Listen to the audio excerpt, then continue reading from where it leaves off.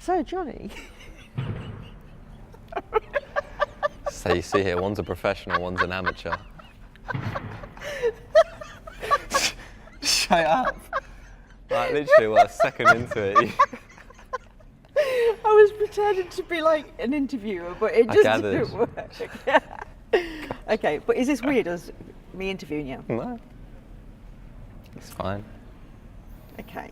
I do want to know things like, what do you remember about being a kid? About like bullied and stuff like that, because I am concerned that there's things that you didn't tell me. I think in terms of the bullying, that was probably one of the biggest impacts of my disability into my life.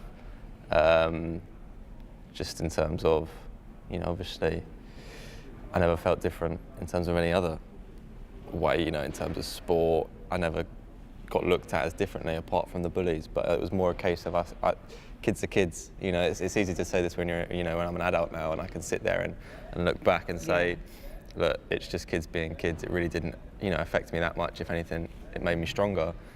I remember one guy that was from the cool, with the cool guys, after I won London, did a Facebook comment and was like, well, he's still a or something like that. And I remember I probably said 2 words to this guy in my entire life. And I was like, that's just this guy trying to latch onto me, trying to like say something just because he's jealous. Yeah. Like, that's all it is. It's just because he's jealous. And I remember pretty much everyone from the school just started having a go at him. And it was so funny. I think for me, I know that you had quite a few things going on, but I also know you didn't tell me about a lot of it. Teenage boy's going to want it. Was it because you were a teenager, or was it because you didn't want to worry me, or was it both? Just because I was a teenager.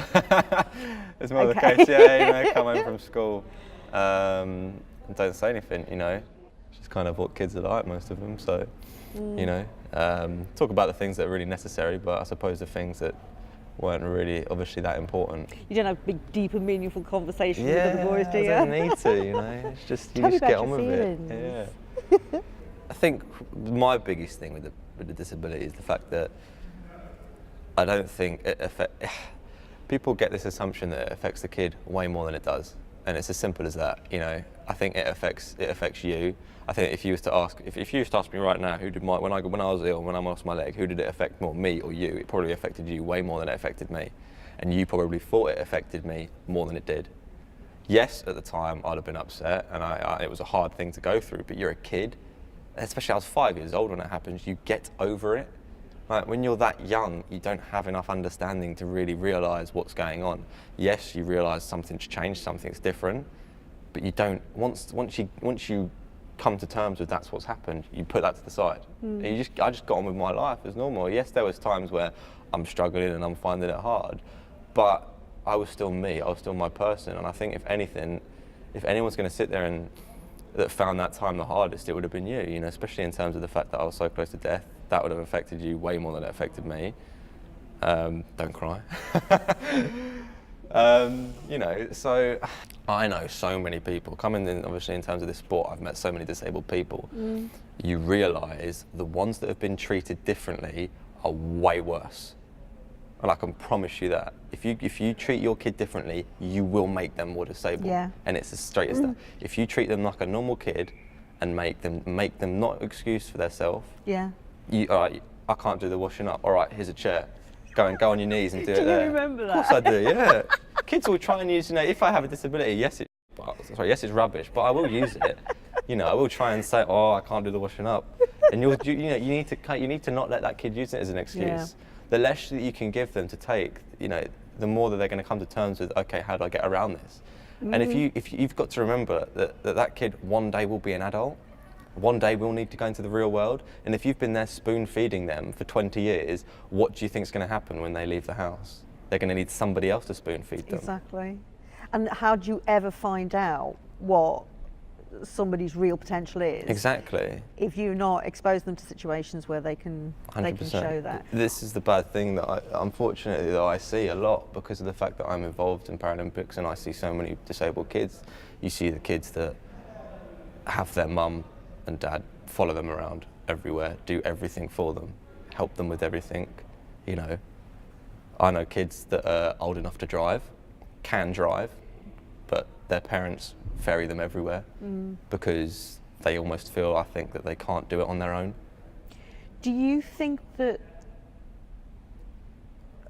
parents, and I'm using myself as an example, do you think that they can create a dependency on their child as much as the other way around? Yeah, for sure. I think it can be as hard as the parent to let go as anything. I think obviously that's going to be the biggest problem. You know, it's how they grow up. You know. Do you think it's guilt? I don't know if it's guilt. It could be guilt. It could also be the fact that they're worried and they're so scared that their kids, something's going to go wrong, that they become this overbearing, overprotective parent that feels that they need to be there for everything. And look, like I said before, your kid's going to fall down sometimes. It's how they get back up that really matters. And if you're helping them to get up every single time, how are they going to figure out how to stand up on their own? They're not. The best advice I was given was by your surgeon, Mr. Hall, who said to me, Linda, he's not a butterfly, he won't break. And within a week, you were dangling from some monkey bars with your bandage on the end of your leg, you know. And I just thought, yes, he could fall, but then he'll learn not to do it again or do it better. Yes, that's it. I suppose if you're a parent of a disabled kid, it's that much harder to be hard on them. Of course it is. Because you're so worried. I think the only thing that I'd like to add as well is that I know that a lot of people, you know, there are severe disabilities where it is hard to do stuff. You know, and I know probably a lot of people are going to be sitting there thinking, yeah, well, that's great advice to somebody that can go and do it themselves, but what about my kid who can't do it themselves? And it's finding the line of what can't they do themselves and what can they do themselves. Because if you're sitting there saying, well, that's great, that doesn't help for me, I bet it does. And I bet it does a lot more than you think it does. Because yes, there probably will be things that they can't do, but there's also probably a lot that they can do. And you've got to try and find out yourself, and I bet that'll surprise you more than you thought. Definitely. So Jonnie, let's talk girls. No thanks. I'll see you later. The perception of having a relationship because you've got a disability. Use it to your advantage. No. I know you did. I think I did definitely feel that a lot of girls wouldn't be interested, and I'm sure that a lot of them weren't. But for me, the biggest advantage of it was seeing the girls for who they were, and the fact that if you had a choice between two girls, and get you, one of them says no because you've got a fake leg, because they can't get over that fact, and that's fine. Some people just can't, but at least you know that person can't accept you for who you are, and then you have somebody else who doesn't care, just gets over it because they love you, because they like the person that you are. And yes, the leg can be a bit weird, could be a bit, you know, but they get over it. They don't care because they want to be with you so much. So it really does stop you. It helps you find the good ones. It was a fear you had at one point, yeah, though, it was that a fear, you wouldn't you know, have but I think a at the same girlfriend. time, you know, that's the same. Loads of kids feel like that, you know, I as well agree, too. You know, I a lot agree. of young kids, you know, whether they're disabled or not, wonder if they're going to be able to get girlfriends and boyfriends. And this is pretty much the last question I've got. If you could sort of revisit the past and talk to me when you were a kid, and talk to yourself when you were a kid, I mean, I'm talking perhaps around the 10, 11, 12 age, what would you say to me and to you? be harder on me. Really? Yeah. Wow. I think I've got people thinking I was terrible making you do the washing up. No, I'd have definitely told you to be harder on me. I know that, you know, you're a kind person. You're very hard. I think you find that kind of thing hard anyway. You find that kind of, I don't know, it's not discipline, but it's just, yeah, you know what I mean? Like, you just kind of, you want it to be, you know, you just want us to be happy. And sometimes you just got to push them.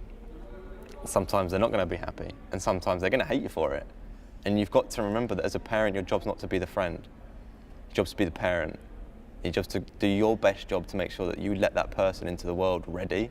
Yeah. And I'm not saying that you didn't. I'm happy. You know, there's nothing really that I would change. If anything, it would just be a bit harder.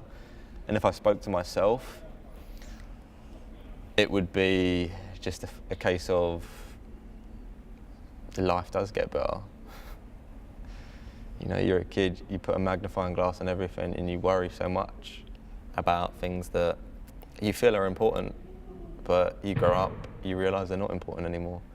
For me, the biggest thing was exams. I thought they were so important. Yeah, really? Yeah. No, I think, yeah, people put so much pressure on themselves to do amazing things at like 12 years old, and yeah, that's fantastic, but you've still got so much of your life left to live. And I think if you're going to take anything away as a parent, it's just your job's to make sure that that person can live a real world and can live a real life. And you've got to ask yourself, is a real life being spoon-fed, or is a real life feeding yourself? I've got no more questions, Jonnie. That's brilliant. Did you have any for me? That was it. That's all I wanted to say, yeah.